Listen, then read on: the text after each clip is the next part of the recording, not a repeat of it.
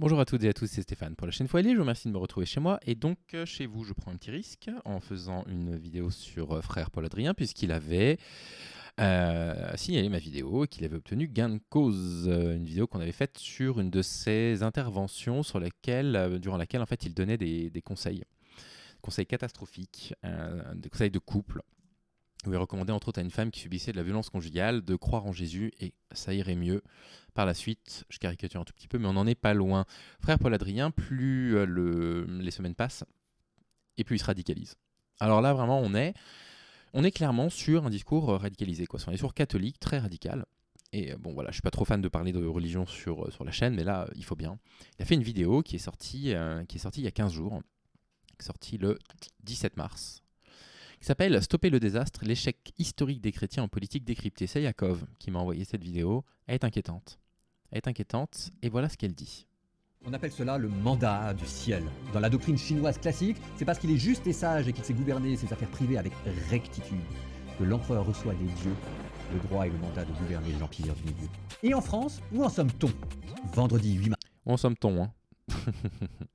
Donc voilà. Donc qu'est-ce qui fait que tout part à volo, que c'est la décadence totale? Et ben vous vous en doutez, la constitutionnalisation de l'IVG. Dernier, nous célébrions en grande pompe l'introduction dans la Constitution française de la liberté garantie, un mot pour dire sans le dire tout en le disant, le droit fondamental des femmes à avorter. Au sortir de l'événement, les députés LFI annonçaient déjà leur volonté d'abroger la double clause de conscience, tandis qu'Emmanuel Macron se ruait dans un entretien politique pour dévoiler son nouveau projet d'euthanasie.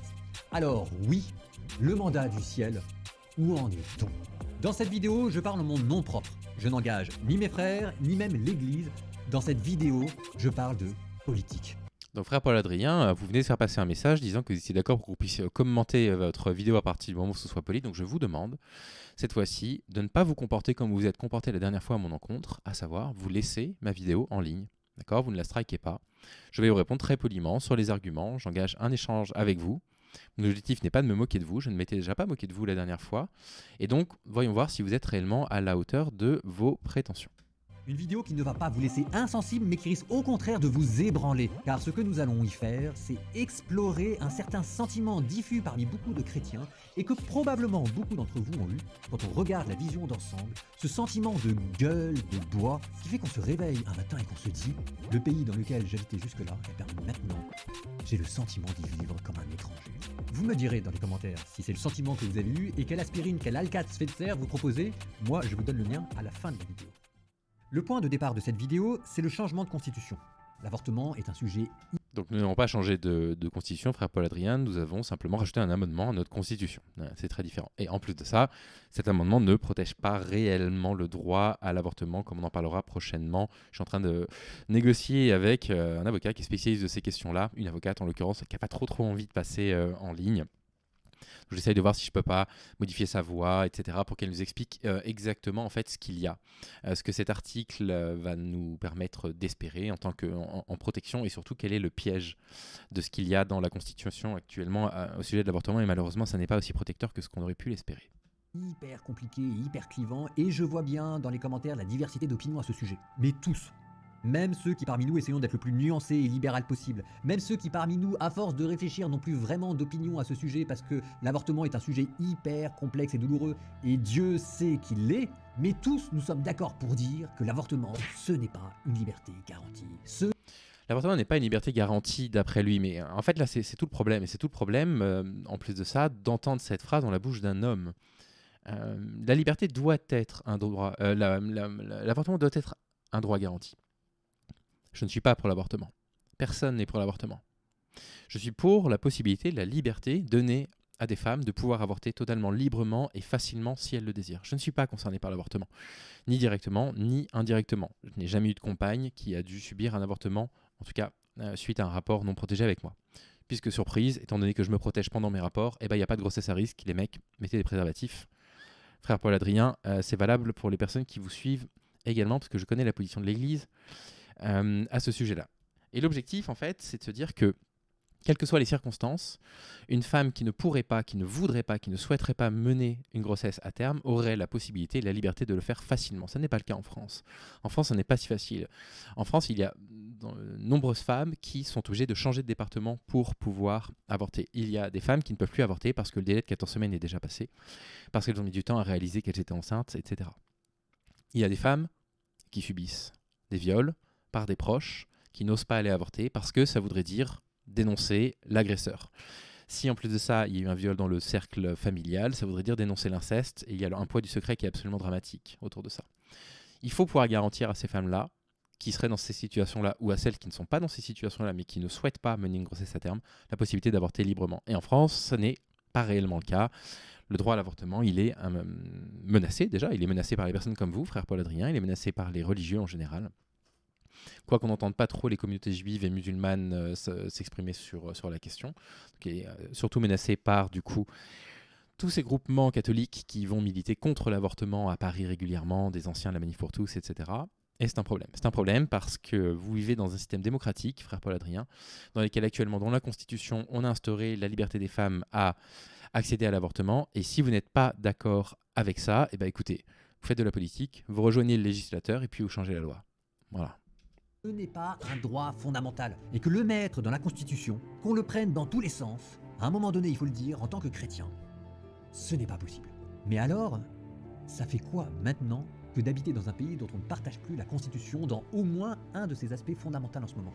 Qu'on le veuille ou pas, qu'on l'ait vu venir ou pas, ce que cela veut dire, et c'est d'une radicalité qui ne s'était jamais vue depuis, c'est que notre posture citoyenne a changé. Qu'on le veuille ou pas. Et que maintenant, il faut que nous réfléchissions sur le fait qu'est-ce que ça veut dire que d'habiter dans un pays dont on ne partage plus certaines des valeurs fondamentales et dont on ne partage pas certains points de la Constitution. Et c'est de là d'où vient le sentiment de gueule de bois. D'accord. Moi, ce que je vous propose de faire, c'est que vous allez au Vatican et vous allez bosser au Vatican. Si vous n'êtes plus heureux de vivre dans l'État français, qu'est-ce que je vous dis? Si pour vous, c'est un symbole de décadence qu'on ait simplement donné, qu'on ait simplement essayé de protéger un droit qui permet justement à des femmes de garder le contrôle de leur vie, de garder le contrôle de leur maternité, de garder le contrôle de leur corps. Si pour vous, c'est un problème, je vous le dis, moi, j'ai la gueule de bois de me dire que je partage mon pays avec des citoyens comme vous, frère Paul Adrien, je vous le dis. C'est dur pour moi d'entendre ce genre de propos. Ce sentiment de gueule de bois, dont nous avons vu d'où il venait, nous allons maintenant lui donner toute sa dimension. Donc les chrétiens ont une gueule de bois aujourd'hui en France parce qu'on a mis l'IVG dans la Constitution. Ok, il vous en faut peu, parce que nous, on a la gueule de bois depuis je ne sais pas combien d'années, pour toute une série de raisons en France. C'est absolument pas le droit à l'avortement qui fait qu'on a la gueule de bois. On a la gueule de bois parce que les classes moyennes s'appauvrissent, on a la gueule de bois parce qu'il y a de plus en plus d'écarts entre les populations les plus riches et les plus pauvres, on a une gueule de bois parce qu'il y a des SDF absolument partout dans la rue, on a une gueule de bois pour toutes les discriminations subies par les étrangers, par les homosexuels, par les lesbiennes, par les personnes trans, par les femmes, bien évidemment. C'est ça qui fait qu'on a la gueule de bois, on a un système économique qui se casse la gueule, les gens ne croient plus au capitalisme, donc ils ne croient plus en grand-chose, du coup il y a un retour du fait religieux qui fait que les individus, en particulier les hommes, sont de moins en moins libéraux et de plus en plus conservateurs. Voilà, nous on a la gueule de bois pour ce genre de choses, on a la gueule de bois parce qu'il y a actuellement un nettoyage ethnique qui est fait à 7000 km de nos côtes et que nos institutions défendent l'agresseur.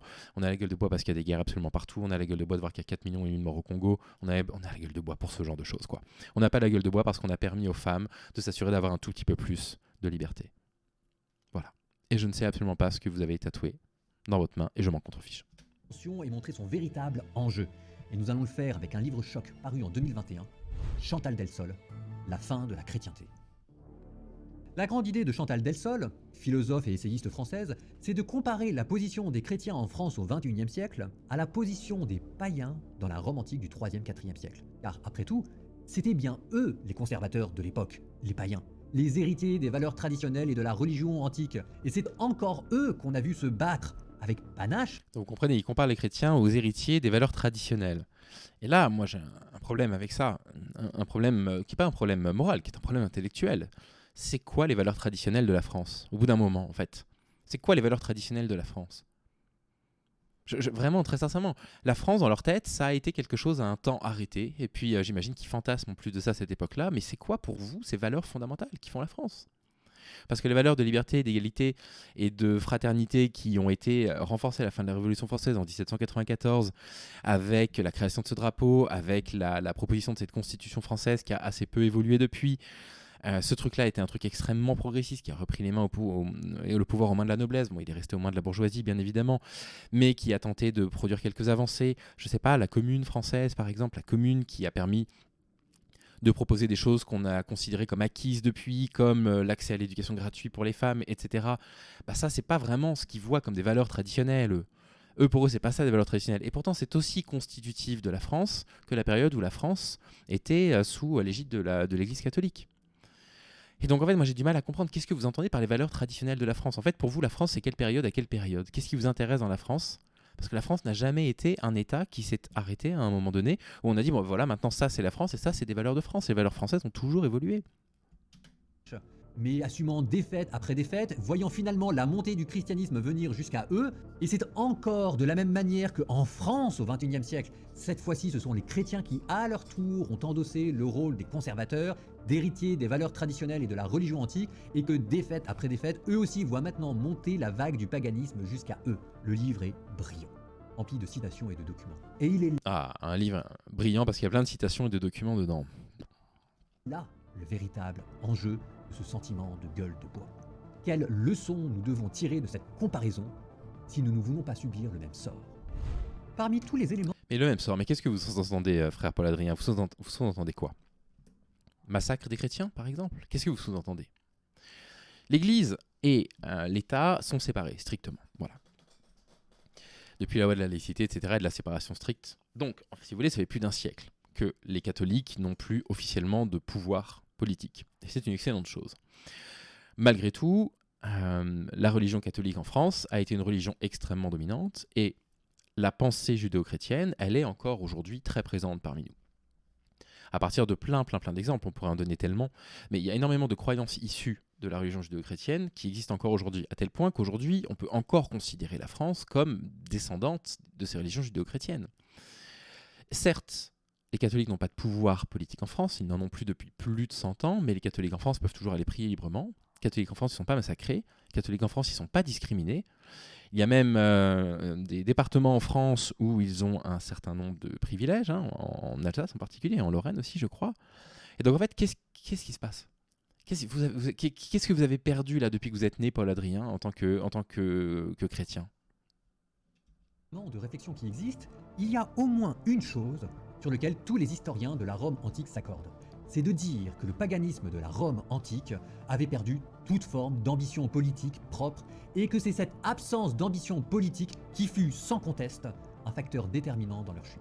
Il y avait chez eux une prétention sociale, il y avait une prétention morale, une prétention religieuse et même une prétention guerrière, avoir des victoires grâce à la puissance des dieux. Mais il n'y avait pas de pensée politique. Et cela explique par exemple pourquoi, lorsque l'opportunité leur fut à nouveau offerte de restaurer le paganisme, c'était sous le règne de Julien l'Apostat, faute d'intelligence politique, le contrôle leur échappa encore. L'histoire a gardé d'eux des masses et des masses de lettres et d'écrits amers de païens disant « Comment cela est-il arrivé? Comment les choses ont-elles fini par nous glisser d'entre les mains ?» À quoi sert la théologie?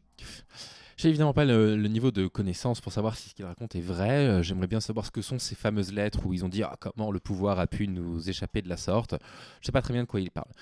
Ce qui est sûr, c'est que on a une vidéo là avec une musique complètement mélodramatique, assez effrayante, qui est en train d'expliquer que l'ère du christianisme est en train de s'éteindre. Enfin, je veux dire, avec le pouvoir encore qu'a le Vatican. Enfin, je veux dire, on se demande en fait ce qui se passe dans leur tête, quoi.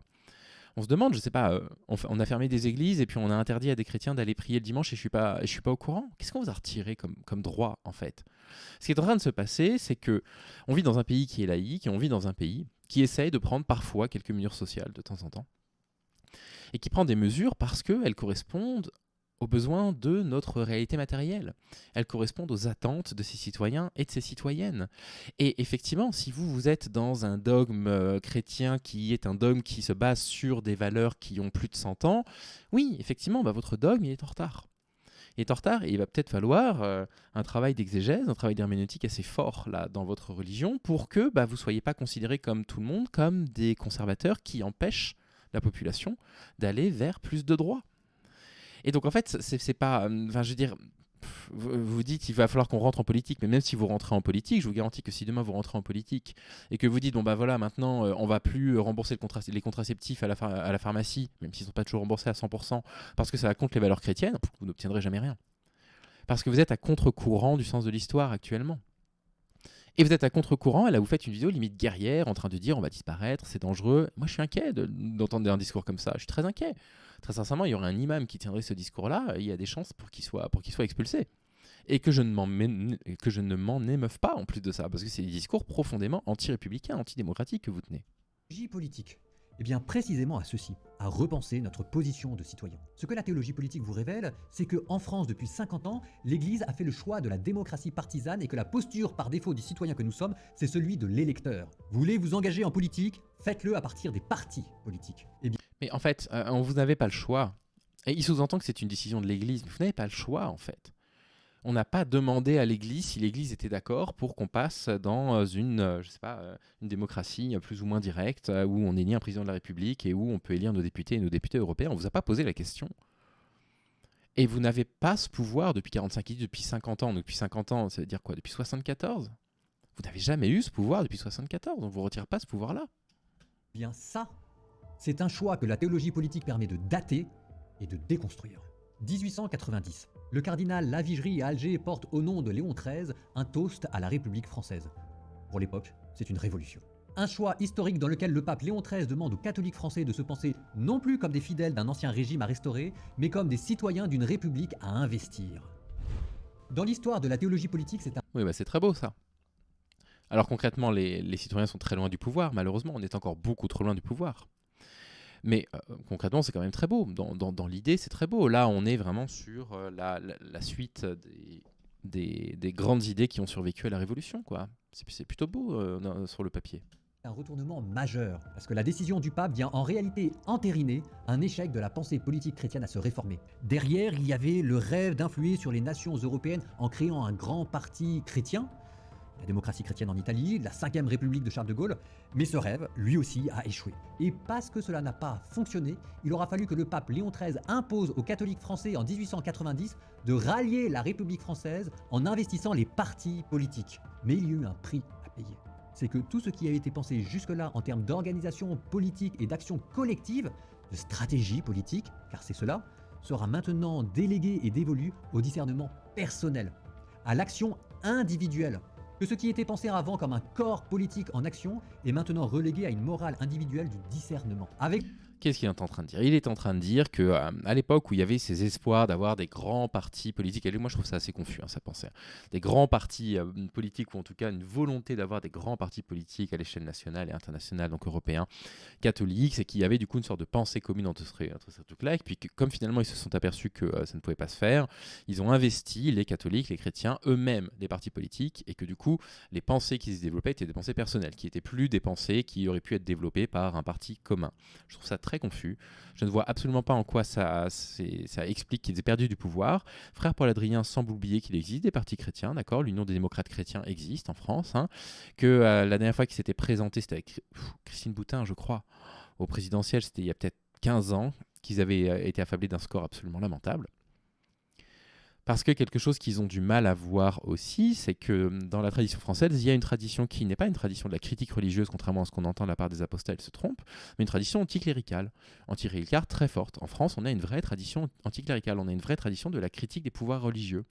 Et donc on n'apprécie pas particulièrement de voir des partis politiques qui se réclament d'une religion. Parce qu'on comprend très bien, on comprend très rapidement qu'en réalité, les intérêts qu'ils vont défendre sont des intérêts religieux de leur paroisse, et non pas des intérêts citoyens. Donc ils se vautrent lamentablement dans les élections.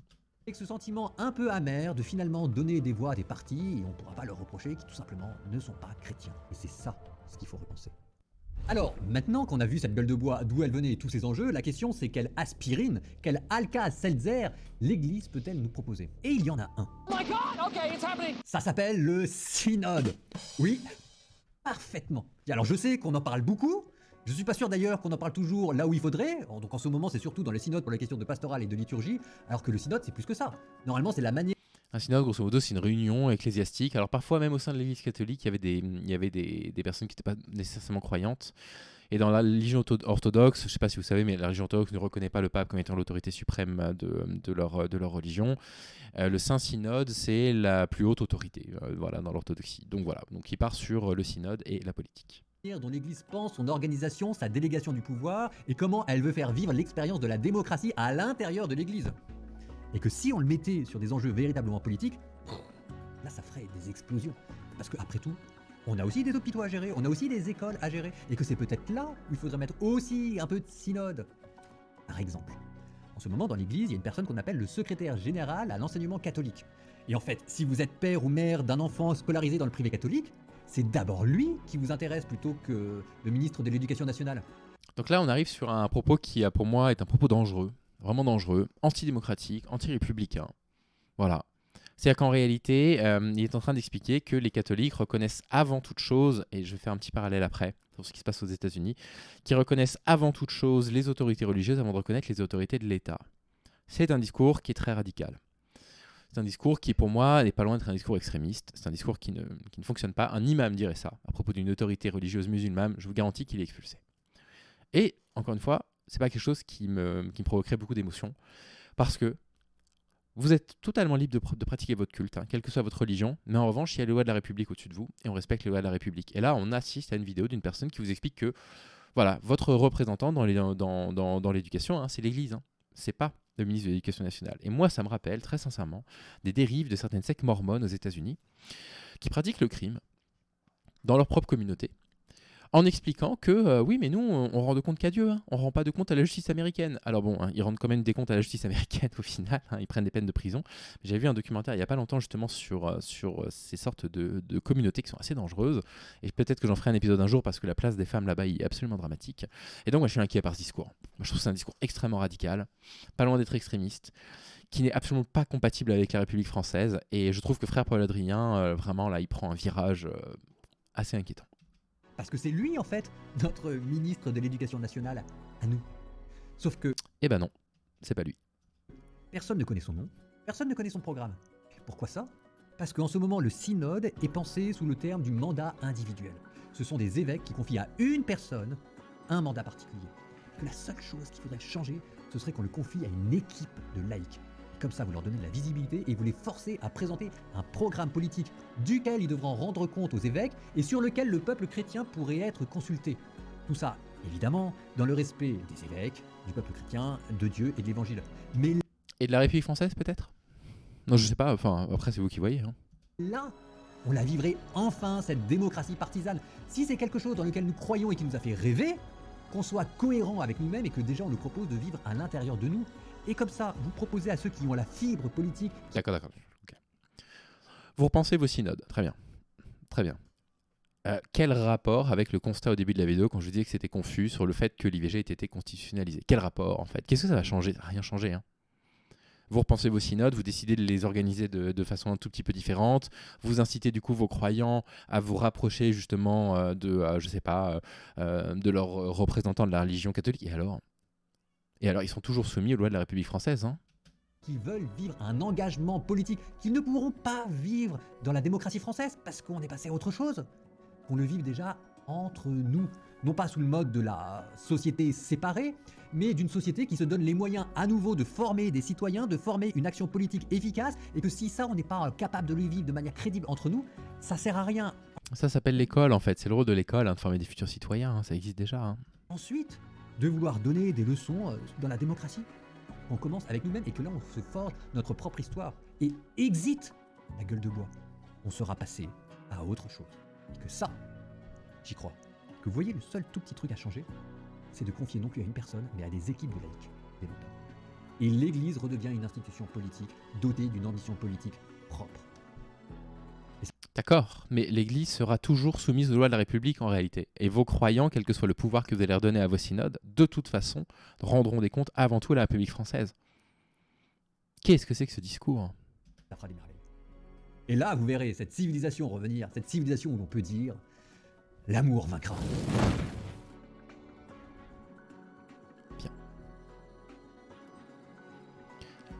L'amour vaincra. bien, bien, bien, bien, bien. Qu'est-ce que vous en pensez, vous? Qu'est-ce que vous pensez de ça? Je ne sais pas, comment vous positionnez par rapport à un discours qui invite clairement les croyants à répondre avant tout à une autorité religieuse avant de répondre à la publique française? Je ne sais pas comment vous positionnez par rapport à ça. Moi, ça m'agace profondément. Ça m'agace profondément.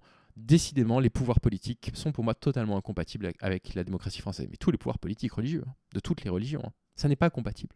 Entendre ça, pour moi, je trouve ça absolument choquant. Voilà.